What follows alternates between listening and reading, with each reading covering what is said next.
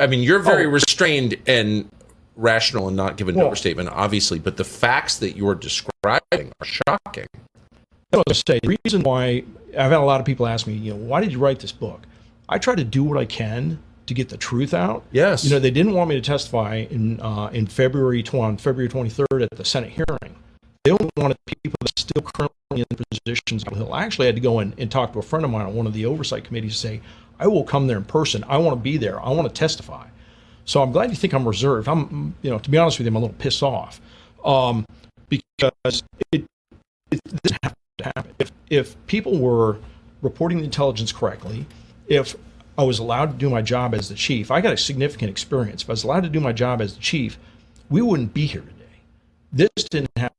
Then see how you're out there, you're lambasted in public, and it's all everything appears to be a cover-up. Like I said, I'm not a conspiracy theorist, but when you look at the information, the intelligence that it had, military had, it's all watered down. I'm not getting intelligence. I'm denied support National Guard in advance. I'm denied National Guard while we're under attack for 71 minutes. You're in a fight? Yeah.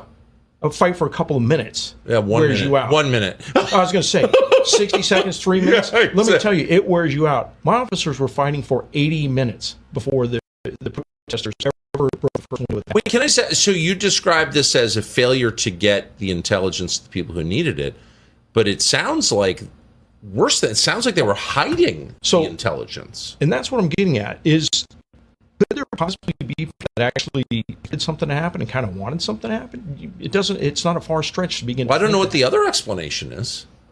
It's sad when you start putting everything together and thinking about the way this played out. It gets concerning. What was their end goal? You look at what's happening. Was that their end goal? I don't know. Well, I mean, there's no question that what happened on January 6th has really helped the Democratic Party. It's bravely politicized the U.S. military and the intelligence agencies and the FBI.